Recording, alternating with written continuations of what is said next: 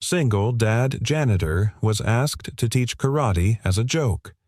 What he did next shocked the whole school. "Is that your daughter or your assistant?" The voice cracked through the dojo like a whip-sharp smug and just loud enough to draw attention. Joe Walker didn't flinch. He stayed crouched under the sink in the back hallway of the Sinclair Martial Arts Academy, wrench in hand, soaked to the elbow in cold water. But he heard it. So did Daisy. She was 9, small, still in her school uniform, oversized backpack sliding off one shoulder. She had been watching the class through the glass pane, wide-eyed, clinging to the edge of the frame with the quiet hunger of someone who wanted in but knew better. "Don't block the door," Coach Mason added, not even glancing her way. "Unless you're planning to mop the mats after practice." The other kids chuckled. It was the kind of laugh that cuts sideways, not loud but collective, the kind that tells a child they don't belong. Joe tightened the wrench once more. The pipe hissed, then stilled. He wiped his hands on his faded blue shirt, stood slowly, and looked over. Mason was still facing the class, an eager group of kids in spotless gi snapping punches in perfect rhythm. He didn't look at Joe.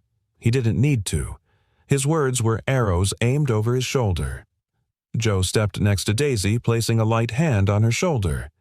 "She wasn't blocking the door," he said quietly. Mason finally turned. "Well," he said, smiling too easily, "the viewing area's for parents, Mr. Walker, not plumbers. We try to maintain a certain standard here." Joe held his gaze but said nothing. "You know," Mason added, glancing at his students as if inviting them in on the joke in martial arts, "we teach that discipline begins with presentation. Maybe you should consider wearing a belt sometime, might keep those pants up." Laughter again, sharper this time. One of the boys in the back snorted. A girl covered her mouth, embarrassed for both of them. Joe didn't smile. He didn't twitch. Just reached down, took Daisy's backpack, and gently helped her slide it on. "Let's go," he said to her. She nodded quietly. Her eyes never left the mats. They turned, but before they could reach the hallway, another voice, calm, measured, and strikingly clear, rang out from the balcony above. "Coach Mason," the voice said, "you'll apologize." Every head snapped upward. Naomi Sinclair stood at the top of the staircase, her posture as straight as her words. She wore a black blazer white blouse and no expression at all, just that practiced calm of someone used to being heard. Used to being obeyed. Mason's face shifted just slightly. "Ms. Sinclair," he said, already laughing nervously. "I was just apologizing," she said, descending the steps slowly. "Now would be fine." Joe blinked. He didn't know her, not really. Only seen her once or twice when he fixed the back fence of the property months ago. She was always distant, always unreadable. Today, she was something else entirely. Mason cleared his throat. "Of course." "My apologies, Mr. Walker," he said stiffly. "Didn't mean to offend." Joe looked at Naomi, then back at Mason. "I've been insulted before," he said quietly. "Doesn't bother me." Naomi stopped at the base of the stairs. "I didn't ask him to apologize for your sake," she said. She turned toward the class. "I asked him to apologize for theirs." The room was still. Then softly, Naomi looked at Daisy. "Do you want to learn?" she asked. Daisy's eyes widened. She looked at her father. Joe didn't answer right away. He watched Mason, who was staring at the floor now, jaw tight. "I'm just here to fix the leak," Joe said finally. Naomi's voice didn't change. "And I'm here to fix something else." She turned to the class. "Everyone take a break. 10 minutes. Water. Stretch." Then to Mason. "Let's discuss curriculum in my office." Later. She looked at Joe again. This time her voice softened, not in tone, but in weight. "She can observe the class for now," she said. "If you're all right with it." Joe nodded once. Naomi gave the smallest of smiles, barely there, and walked off. The moment passed, but the silence remained. Daisy whispered, "Dad." "She's amazing." Joe smiled. She's something all right. Then, almost as an afterthought, he added, "Don't tell her that belt joke was kind of funny." Daisy giggled. "I won't." "But you did almost laugh." "Almost," Joe agreed, placing a hand gently on her back. They sat down at the side of the room. The class resumed, but this time, Mason's voice had lost some of its edge, and Daisy. She didn't lean on the window anymore.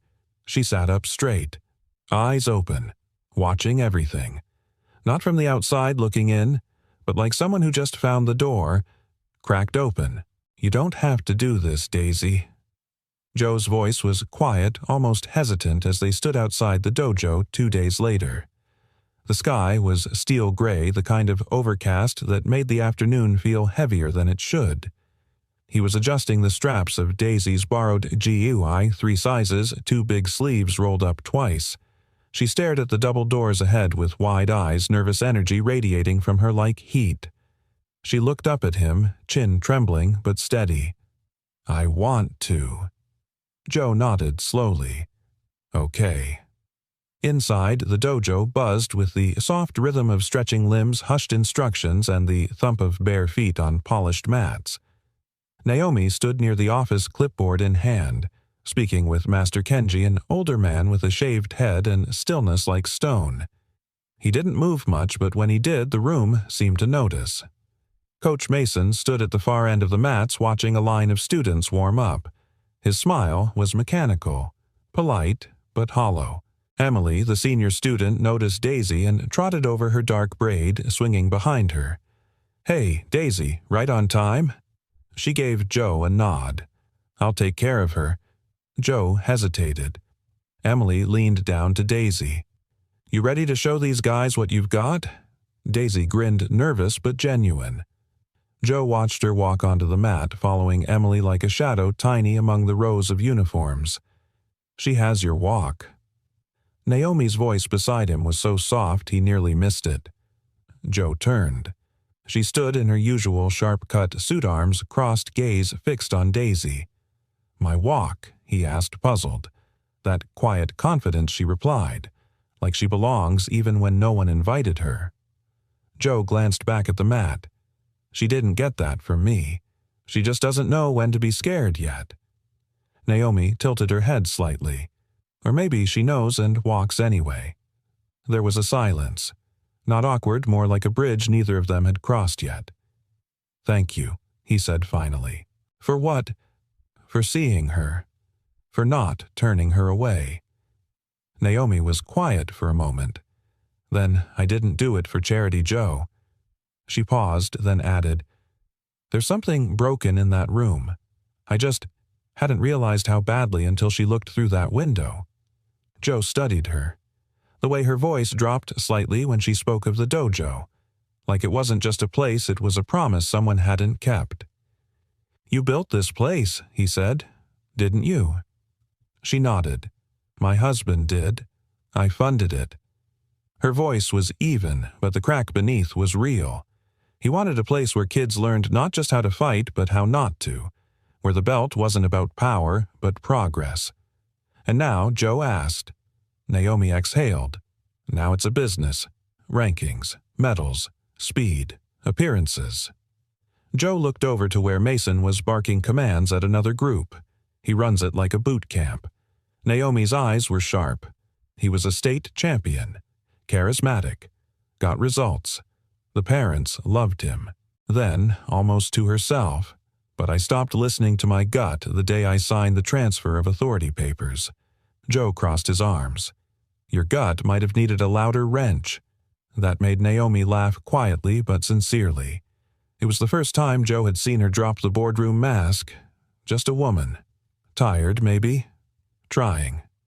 She glanced back at him. "You didn't even blink when he humiliated you." Why? Joe looked down. His voice, when it came, was low and steady. "Because if I reacted, she'd remember that longer than the insult." Naomi's gaze softened. "That's rare." "It shouldn't be," he said. "But it is." They stood in silence for a moment longer. On the mat, Emily guided Daisy through a slow series of movements. Daisy stumbled, then recovered. She glanced once at Joe. He gave her a thumbs-up, subtle but steady. Her back straightened. Naomi followed his gaze. She's going to be good. Joe smiled faintly. She already is. She just doesn't know it yet. Naomi's phone buzzed. She glanced at it but didn't move. Coach Mason wants to schedule a private demonstration next week, she said. Says it'll showcase the Academy's superiority. Joe raised an eyebrow. Sounds like he wants revenge. Naomi didn't answer. She just watched Daisy, her voice distant. Let him talk. For now. Joe studied her. You have a plan. She looked at him fully then for the first time. Not yet, but I have something better. What's that? Naomi gave him a small knowing smile. I have questions I'm finally ready to ask. Joe chuckled. Those tend to be more dangerous than answers. Exactly, she said, turning to go. Then, pausing, she added over her shoulder. By the way, I don't think your pants need a belt. Joe grinned. I'll let Coach Mason know. She disappeared into the hallway. The door clicked shut behind her. Joe looked back at Daisy. She was balancing now, wobbly but focused. Each time she fell, she got back up faster, not out of defiance, out of faith that she could. And for the first time in years, Joe felt something stir. Not anger, not regret, but the faint, flickering beat of something he thought he'd buried forever. Hope. You sure you want to go through with this? Emily's whisper cut through the locker room like a scalpel-sharp, concerned, honest. Joe stood in front of a scuffed mirror adjusting the collar of his old training jai. It was a faded gray-blue, creased from years, folded at the back of a closet.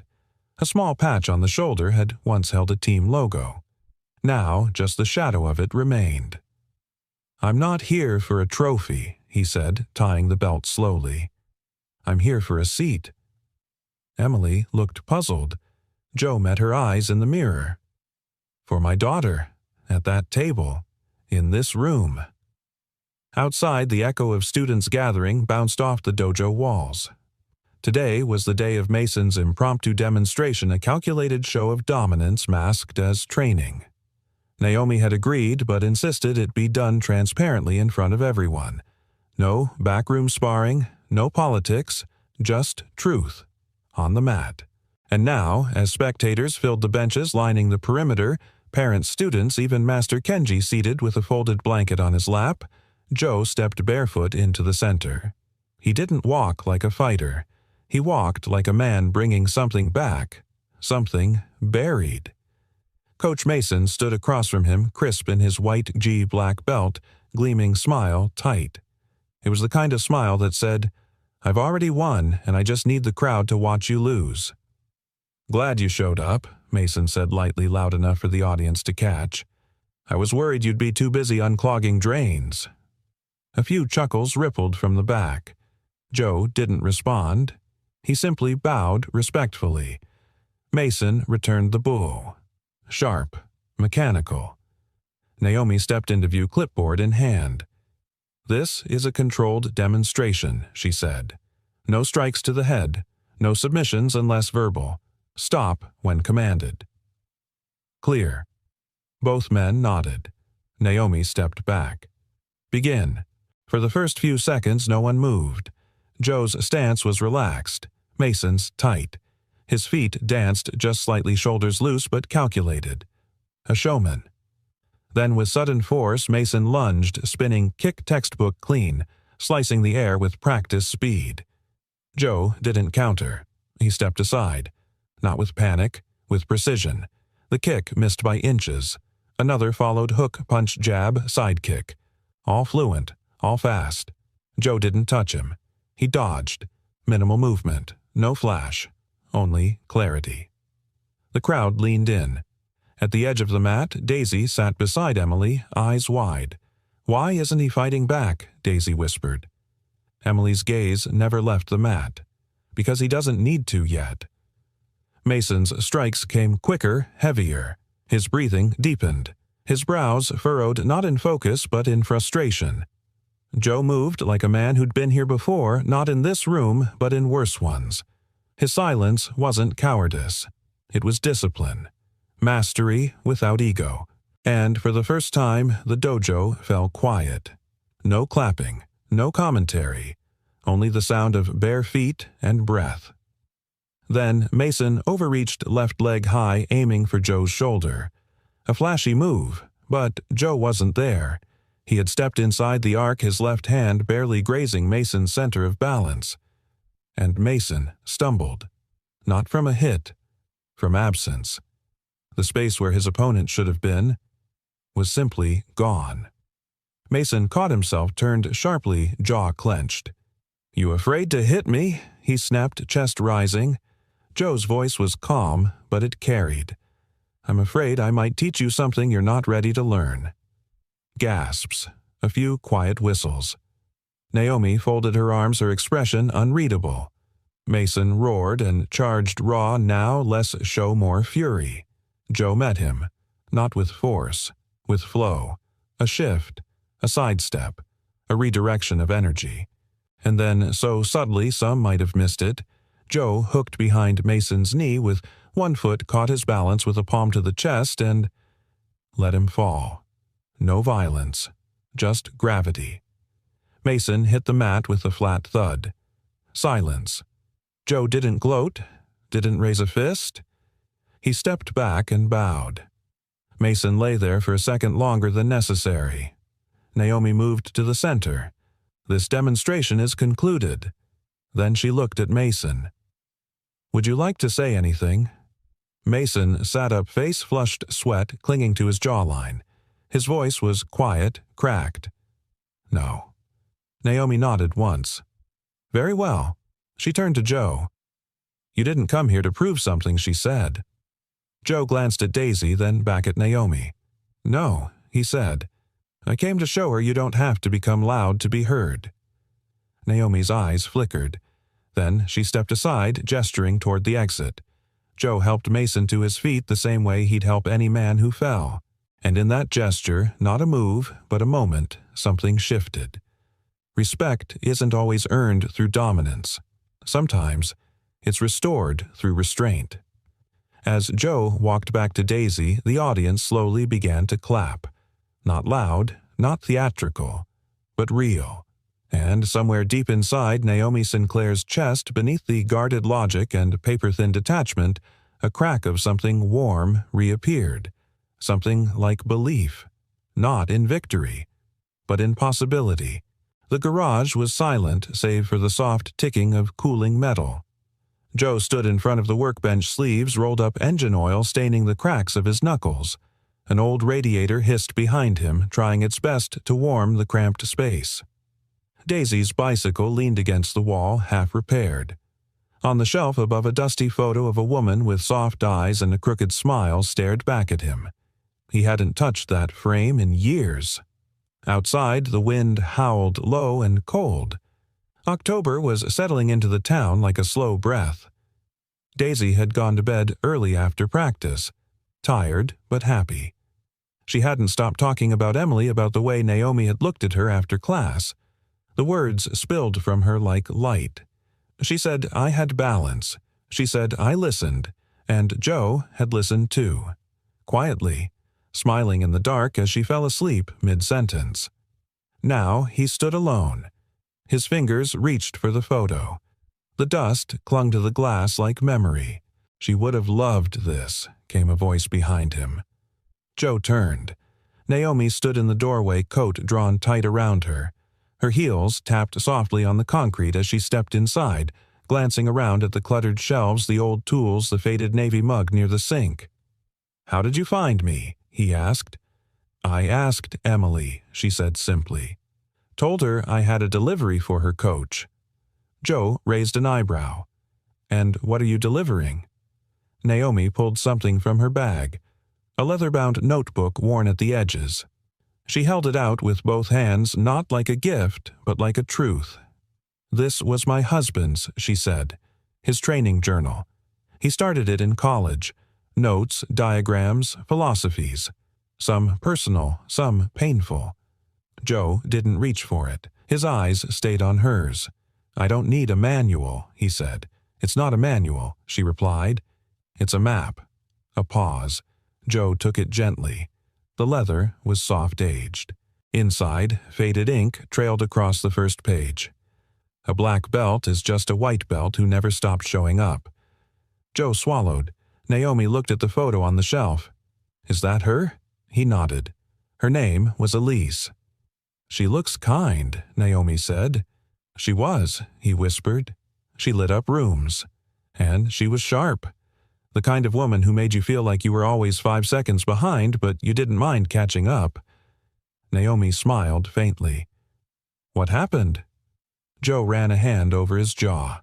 She got sick.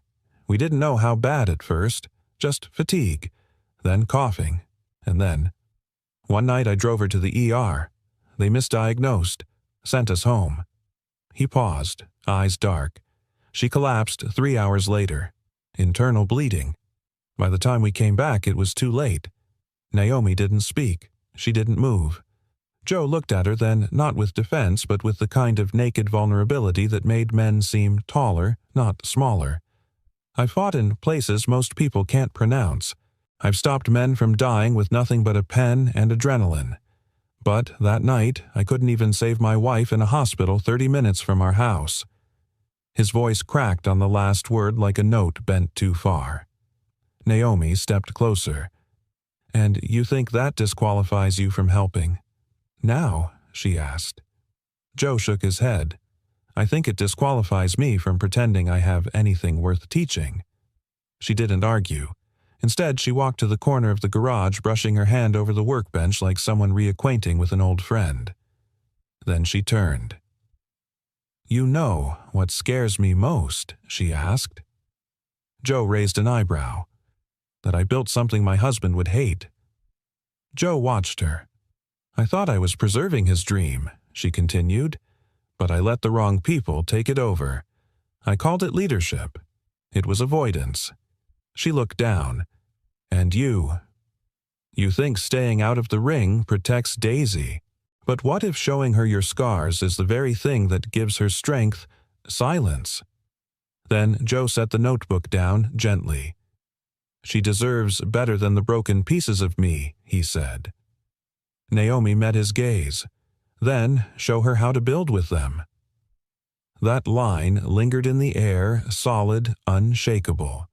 Outside, a branch tapped against the window like a quiet knock from the wind. Naomi straightened her coat. I won't stay, she said. I just wanted you to have that journal. Maybe it helps. Maybe it doesn't. But it's not doing any good collecting dust in my drawer. Joe nodded, once voice low. Thank you.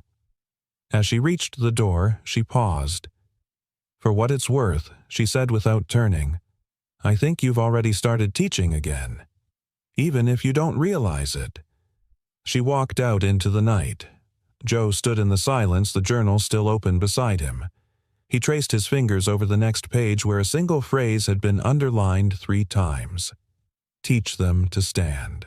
Then teach them when not to. His eyes drifted to Daisy's sleeping bag in the adjacent room, and for the first time in years he allowed himself a flicker of possibility. Not redemption, but return. Saturday morning at Sinclair Dojo was usually a machine precision-timed drills, squeaky clean mats. Coach Mason's voice cutting through every corridor like a metronome set to authority. But not today. Today, something was off.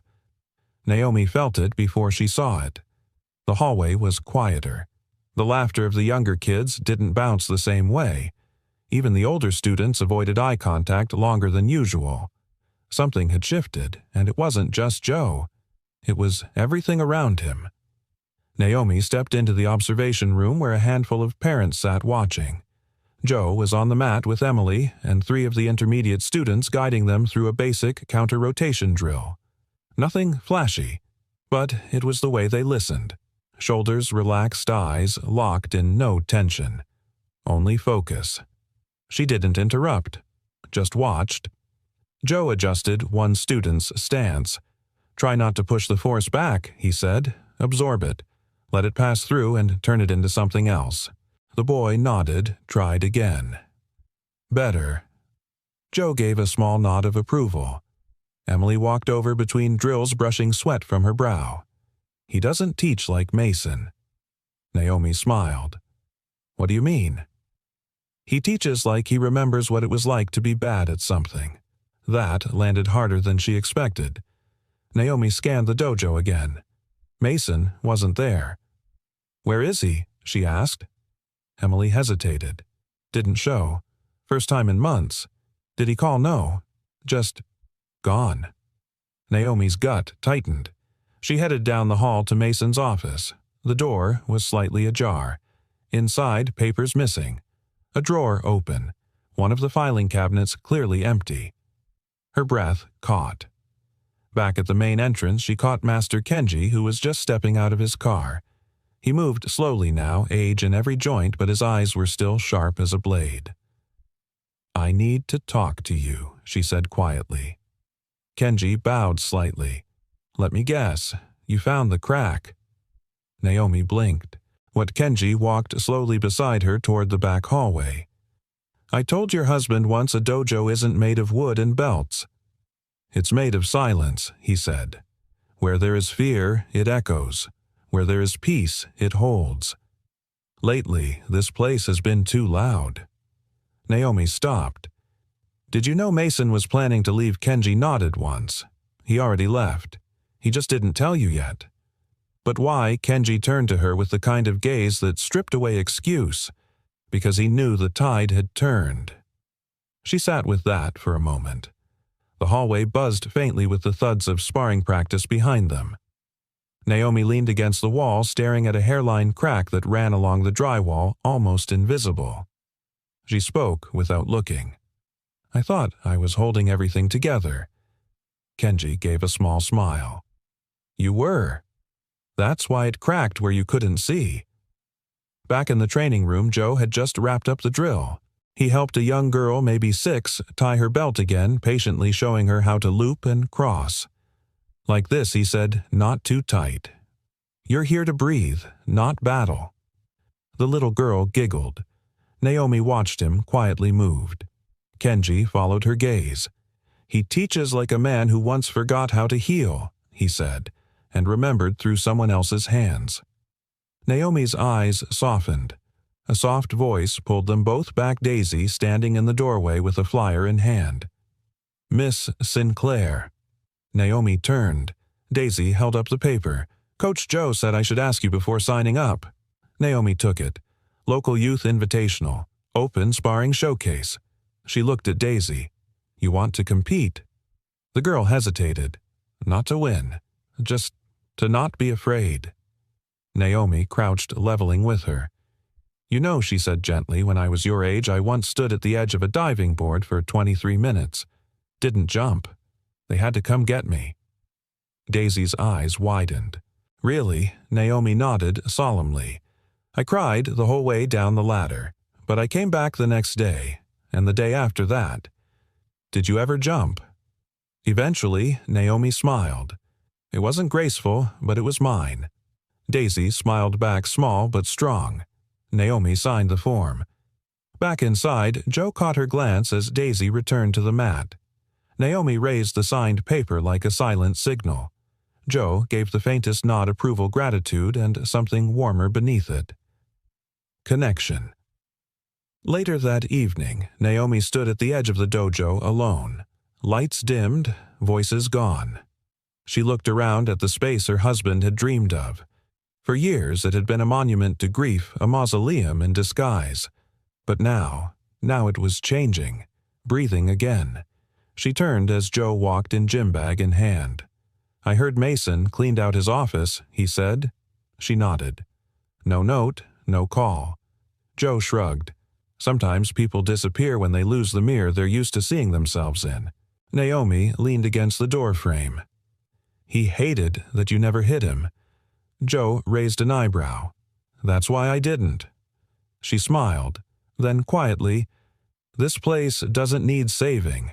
It needs remembering. I think you're helping me do that. Joe set his bag down. You ever think about starting over? Naomi looked up. With the dojo. With everything he said. The question hung there, not flirtation, not pressure, just a soft possibility.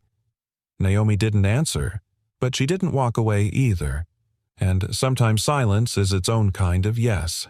The morning of the youth invitational arrived like the hush before a storm, too quiet, too still. Outside the community gymnasium, rows of parents sipped coffee with jittery hands, while kids in crisp uniforms bounced on their toes or shadowboxed air. Inside, the mats gleamed under stadium lights. Foldable bleachers creaked as they filled. A banner stretched across the back wall. Integrity over victory. Naomi had insisted on it. Joe stood beside Daisy in the warm-up area, crouched down to her level, adjusting her belt with slow, steady fingers. "You don't have to prove anything today," he said softly. Daisy shook her head.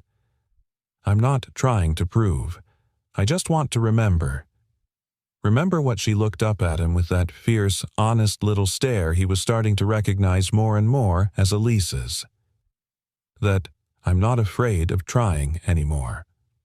Joe blinked, stunned for a second. Then he smiled. "That's braver than anything I ever did in uniform." From the stands, Naomi watched them with arms folded. Today, her outfit was softer jeans, a slate gray jacket, no heels. She didn't need armor anymore, not here. Next to her sat Master Kenji, watching with the kind of stillness that had nothing to prove. The first rounds began quick matches, short bursts of nervous energy shouts, applause. Daisy's name was called halfway through the rotation. She stood bowed and stepped onto the mat. Her opponent, a boy, a head taller, broader, more advanced. Joe's hand instinctively curled into a fist, then relaxed. "Let her work," he whispered to himself. "Let her breathe." The bell rang. At first, Daisy circled. She didn't rush. She stayed light on her feet. The boy advanced, testing her. She dodged once, twice, then slipped a slight stumble and hit the mat. The crowd murmured. Joe stood instinctively, but Naomi gently touched his arm. "She's not broken," she said quietly. Daisy sat up. Then, slowly, deliberately, she got to her knees, bowed, and stood again. The referee nodded. Match resumed. The next minute was blur. Not of perfect form, but of perfect presence. Daisy didn't win on points. She didn't win at all. But when the final bell rang, the boy offered his hand. And Daisy took it. Firmly. Without looking down, she bowed, turned, walked off the mat, and the room quietly, respectfully applauded. In the warm-up area, Joe knelt and opened his arms. Daisy collapsed into them. "I fell," she whispered. He kissed the top of her head. "Yeah." "And then you stood back up?" She clung to him a moment longer, then pulled back, wiping her nose on her sleeve. "Do you think Mom would have been proud?" Joe smiled, eyes glassy. "She's clapping louder than all of us right now." Across the gym, a volunteer handed Naomi a sealed envelope. She opened it. Read once. Then again. A beat. "Everything okay?" Master Kenji asked.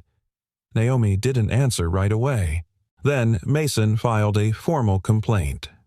Kenji frowned. Against whom me and Joe said we're corrupting the teaching standards, undermining rank hierarchy. Kenji let out a long breath. Cowards always write letters when they lose the room. She looked at him. He also filed with the board. They'll review it next week. Kenji nodded slowly. Then we give them something worth reviewing. She folded the paper, looked across the gym to where Joe and Daisy sat laughing softly. Naomi's voice was almost a whisper. "I'm not losing this place." Kenji smiled. "You're not. You're finally leading it." Later that evening, as the crowd thinned and volunteers rolled up mats, Joe walked over to Naomi in the corner near the supply cart. "You did good today," he said. She raised an eyebrow. "I didn't throw a single punch." "You didn't need to," he replied. "You let a little girl's bravery speak louder than any black belt." Naomi looked at him. "They're going to come after us harder now." Joe leaned against the wall beside her. "Let them." "You're not worried?" He shook his head. I've already lost what mattered most. I'm not afraid of paperwork." Naomi turned to him, searching his face. "Why are you still here, Joe?" He paused. Then, "Because I finally feel like I am." That silence hung between them like a thread, tight, golden, alive. Naomi broke it with a soft laugh. "You know, the first time I met you, I thought you were just another ghost in coveralls." Joe chuckled. "And you were the Ice Queen with the clipboard." She nodded. "Still got the clipboard."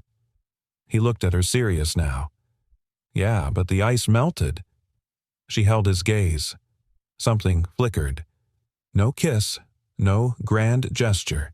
Just two souls stepping 1 inch closer. Outside it began to snow. Just flurries. Just enough to dust the world in white. And from the inside of the gym, it looked like feathers falling from heaven. The conference room smelled like lemon cleaner and apprehension. 3 men and 1 woman sat at the long oak table polished to a mirror's shine with matching notebooks and neutral expressions. The Sinclair Dojo logo hung on a canvas behind them, still lifeless, almost indifferent. Bureaucracy had a way of silencing stories before they could be told. Naomi sat on one side of the table, flanked by Joe and Master Kenji. She wore a deep navy suit, her hair pulled back into a low, no-nonsense bun. There was no room for softness here.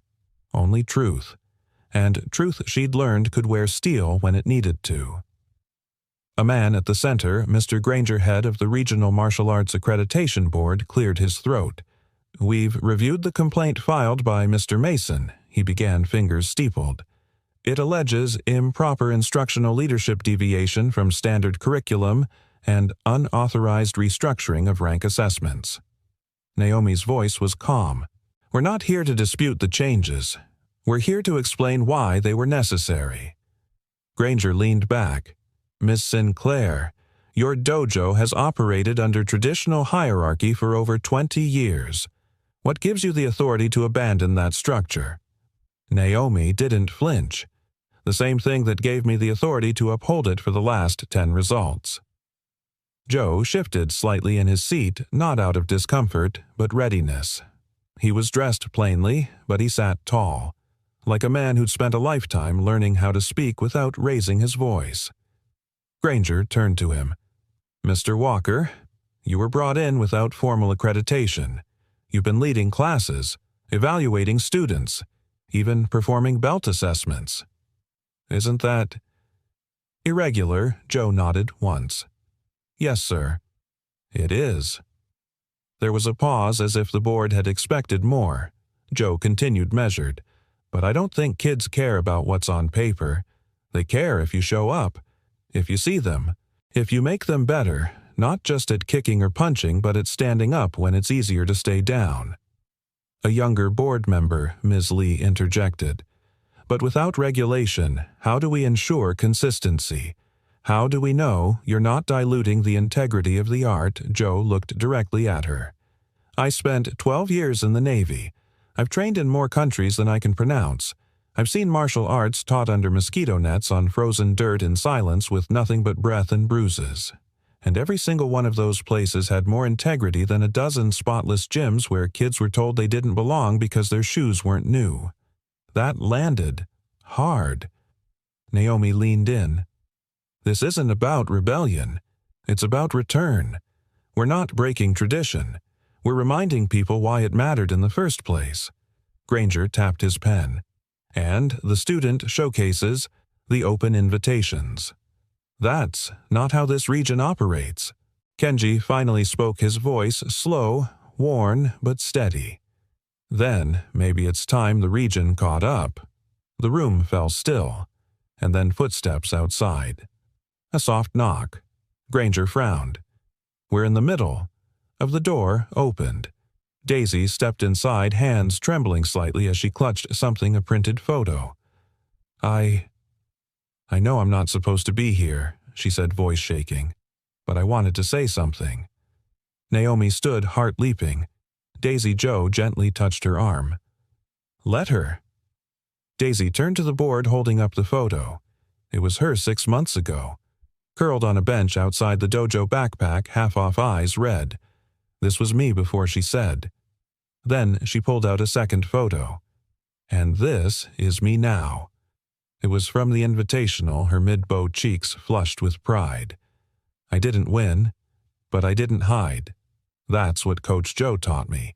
That even if I'm small or scared or slow, I still get to take up space. I still get to be seen. She looked straight at the panel. Isn't that what martial arts is for silence? The kind that humbles grown men. Naomi walked forward, gently placed a hand on Daisy's shoulder and guided her back toward the door. As they left, Granger sat quietly folding his hands. "We'll deliberate," he said at last. "You'll receive our decision by Monday." Naomi nodded. "Thank you." But as she and Joe stepped into the sunlight outside, her voice trembled slightly. "I don't know if that was enough." Joe looked down at her. "You showed them the heart of the place. If they don't see it now, they never will." She paused. "And if they revoke our certification?" He shrugged.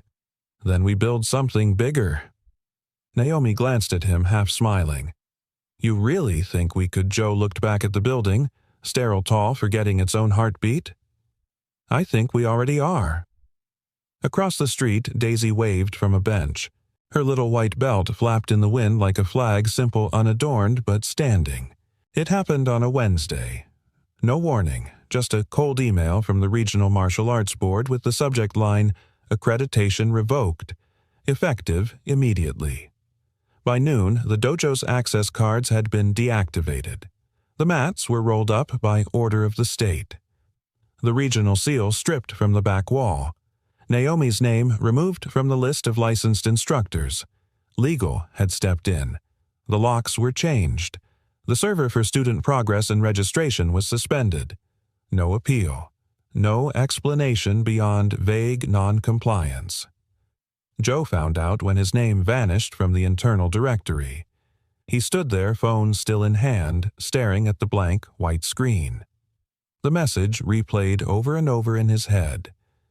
In the interest of preserving regional martial arts standards, Sinclair Dojo's certification has been terminated. Naomi sat on the floor of her office, knees drawn up, her blazer discarded on the desk behind her. The letter trembled in her hand. "They didn't even listen," she whispered. They watched Daisy speak. They heard us, and they still. "They were never going to listen," Joe said. "They were just waiting for the right moment to make us look like we lost." Naomi shook her head. "This isn't about us anymore. This is about every kid who thought this place was safe." The dojo echoed empty, now stripped bare of sound and movement. The light had changed to colder somehow, like the building knew it had been betrayed. Joe picked up a stray white belt left on the bench and turned it over in his hands. "Funny," he said quietly. "This little thing used to scare me more than any battlefield." Naomi looked up. "Why?" "Because out there," Joe said, nodding to the world beyond the glass doors, "I knew what I was fighting. Here, I had to face myself." They sat in silence for a long time. Then Naomi stood slowly, her face hardening, not with bitterness but with resolve. "I'm not letting them erase us." Joe raised an eyebrow. "I'm serious," she said. "They can take the license, the registry, the title, but they can't take the truth, and they can't take the kids." He watched her. The fire in her now was different than before, less corporate polish, more raw flame, less Sinclair the CEO, more Naomi the woman who had once stood in front of her husband's casket and swore she'd carry on something bigger than grief. "What are you thinking?" he asked. She walked to the front of the dojo and unlocked the side door, the one that opened directly into the old maintenance wing of the building where unused storage rooms had been collecting dust for years. "We make space," she said. "Not a dojo. Not yet. A start." Joe followed her down the narrow hallway. She pushed open a door. Inside, cracked tile exposed wires, cobwebs in the corner. "Perfect." "Let them shut us down on paper," Naomi said. "We'll build a home with our hands." Joe grinned. You do know we don't have insurance on unauthorized squat training, right? She turned to him. Then we call it something else. Not a dojo. Not a program. What then? She paused. A circle. He blinked. A what? Naomi walked into the center of the room and knelt, drawing a line across the dust with her finger. Circles are old, she said. No corners, no ranks, just people who show up again and again until the fear runs out of breath. Joe looked down at her. You realize this is probably illegal. She smirked. You fought in Afghanistan. I think we can survive a few code violations. That night, Joe returned home late. Daisy was already in bed, but the light in her room was still on. He peeked in. She was reading, or pretending to her eyes were tired. You okay, kiddo? She looked up. Did they close it? Joe nodded. Yeah, Daisy swallowed. So, we don't have a dojo anymore. Joe walked in and sat at the edge of her bed. We don't have a building, he said. But that's not what a dojo is. She frowned. Then what is it? He leaned in, tapped a finger to her chest. It's here. It's wherever people come together to learn how to stand taller, how to listen better, how to fight without hurting. That doesn't disappear just because someone shuts off the lights. Daisy was quiet for a while. Then she whispered, I don't want it to be over. Joe wrapped an arm around her.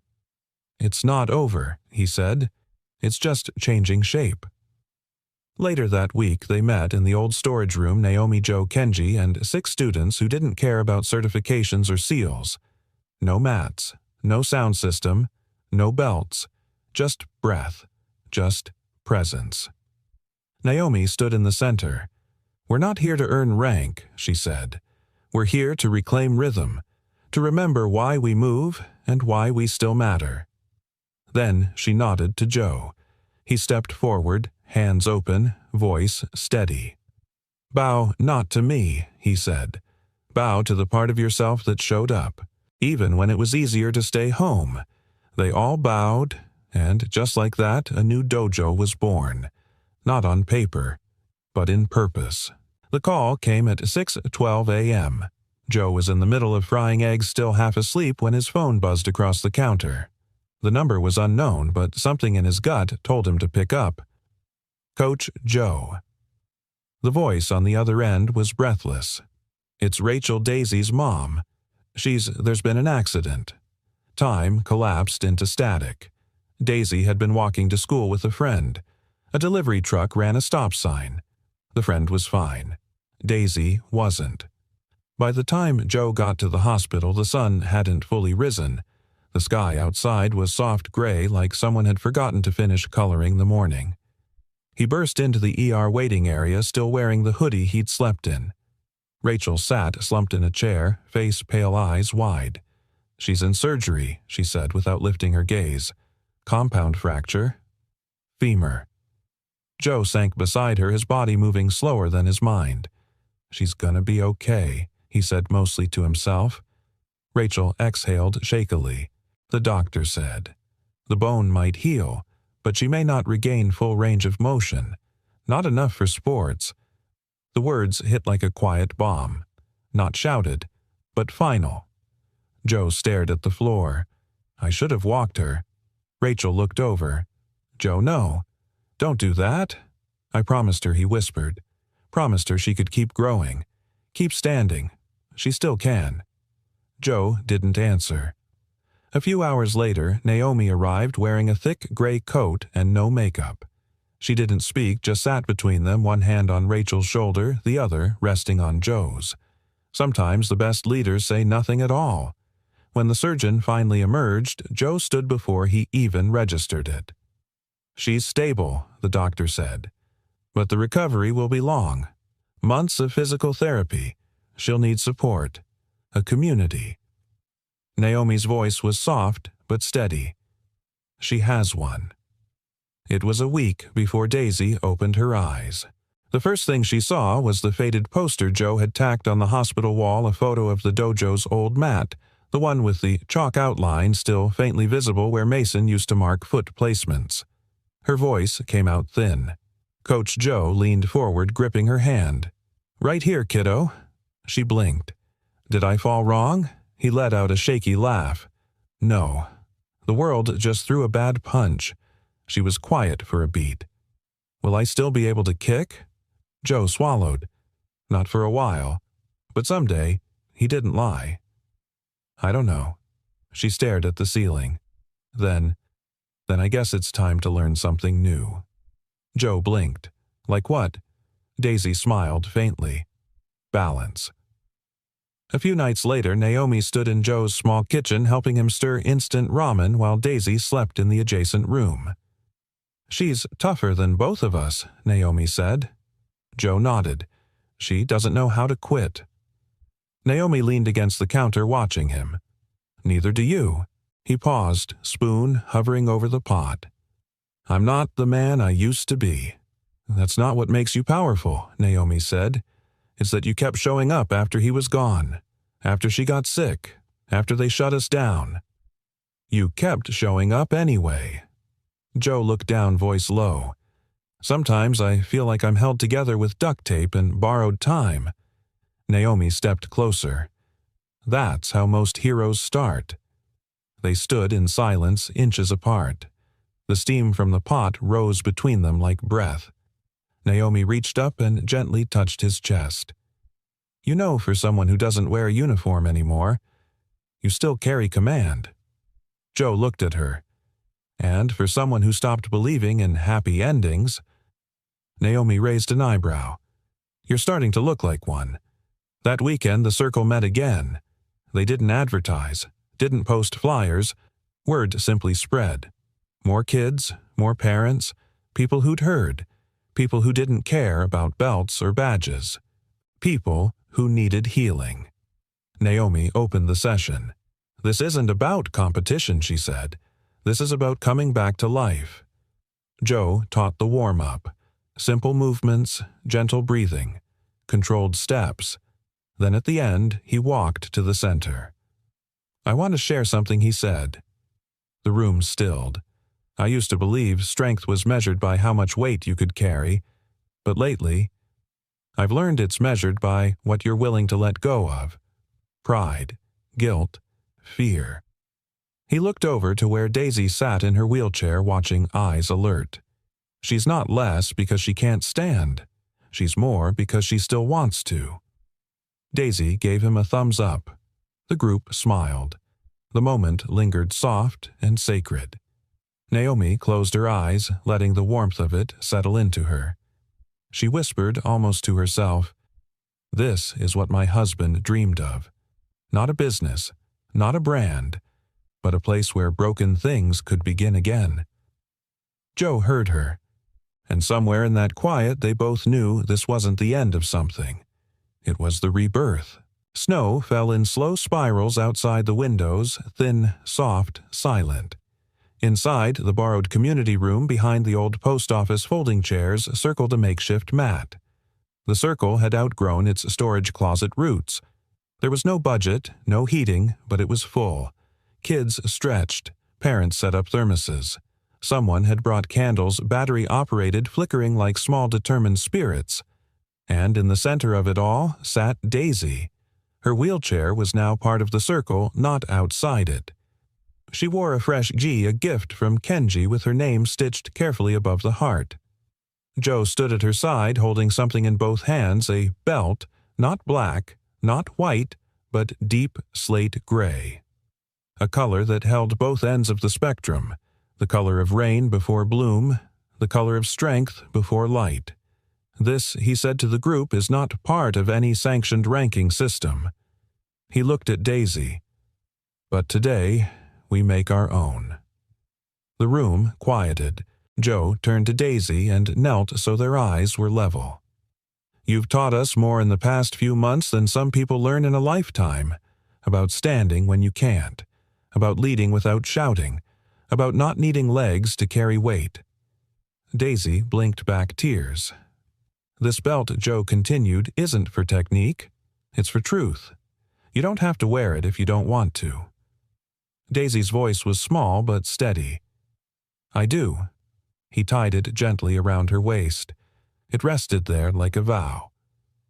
Naomi watched from the corner, arms folded. Her heartbeat was something old and new, at once pride longing completion. She stepped forward, clearing her throat. "I have something too," she said. From her coat pocket she pulled a small wooden box and opened it. Inside sat a polished pin circular engraved with a phoenix rising from a belt knot. "This was designed by my husband before he passed," she said. "He never got to award it to anyone." She walked over to Joe. "But I think he would have chosen you." Joe blinked. Naomi fastened the pin to his sleeve. "This isn't a title," she said. "It's a thank you. For carrying what couldn't be carried. For showing up again and again, even when the room went dark." He looked at her, eyes wide. "Naomi." She smiled. "You didn't just help rebuild the dojo. You rebuilt me." There was a pause, something unsaid in the air between them. Then Joe whispered, "That day, when I first showed up, mop in hand, thinking I was invisible, did you really not recognize me?" Naomi hesitated. "Then I knew. After 10 minutes, I knew. Why didn't you say anything?" She looked down, voice tight. "Because I was scared I'd hope again." Joe reached out gently, lifting her chin. "And now," Naomi swallowed. "Now, I hope every day." Someone coughed. The moment broke but didn't disappear. It lingered in the warmth that filled the room like breath in winter. Kenji stepped forward.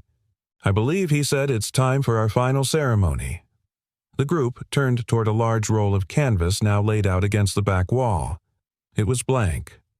Naomi explained, "Instead of a photo or a certificate, we're making a map, a living one. Of everyone who's passed through here. Not for rank, for presence." She handed out brushes and ink. One by one, kids and parents stepped up and marked the canvas handprints' names words of courage. When it was Joe's turn, he didn't hesitate. He dipped his palm in the paint and pressed it firmly to the corner. Then below it he wrote, "Strength is choosing to stay." When Daisy rolled up next, she grinned. "I want to sign with my foot." The room chuckled and Kenji helped her. She pressed her cast gently onto the cloth, leaving a wobbly gray imprint. Above it, she wrote, "Still kicking." Naomi's turn came last. She didn't leave a handprint. Instead, she pulled from her pocket a small photo weathered folded many times. It showed her late husband in his GI laughing his arm around a younger Naomi in street clothes, mid-laugh, their eyes closed in the joy of a moment captured too soon. She pinned it to the top of the canvas. No caption, just legacy. Later that night, as the room emptied and chairs were folded, Joe stood outside with Naomi, their breath clouding in the cold. "Do you think they'll ever give us back our certification?" he asked. Naomi looked at him. "We built something better than permission." He nodded. "Still, it doesn't hurt to be official." She smirked. "Maybe someday." They stood in silence for a moment, watching snow begin to fall again, soft, swirling, endless. Naomi turned to him. "You know, if this were a movie, this is where we'd kiss." Joe smiled. "We're not in a movie." "No," she said. "We're in something better." Then she stepped forward, rested her head against his chest. And they stood there, not kissing, not pretending, just breathing. Whole. Alive. Together. 1 year later, the snow returned. But this time, it didn't feel like something to brace against. It felt like a memory coming home. The building at the corner of Maple and 6th had once been a faded hardware store. Now it bore a new sign, the Circle Community. Courage. Connection. Inside, laughter echoed through freshly painted walls. A small library nook stood in one corner filled with books on resilience, mindfulness, and martial arts philosophy. Above it hung framed sketches, gifts from Daisy, now 11, and full of fire. Joe stood at the back of the main hall, quietly adjusting the straps of a new student's gloves. The kid's name was Marcus, 10 years old, quiet but fierce when his eyes locked onto a goal. Coach Marcus whispered, "You think I could be a black belt someday?" Joe smiled. "That depends." "On what?" "On whether you're willing to fail more times than most people are willing to try." Marcus nodded like he understood more than his age suggested. He bowed. Joe bowed back. Across the room, Naomi oversaw a group of parents helping their kids stretch.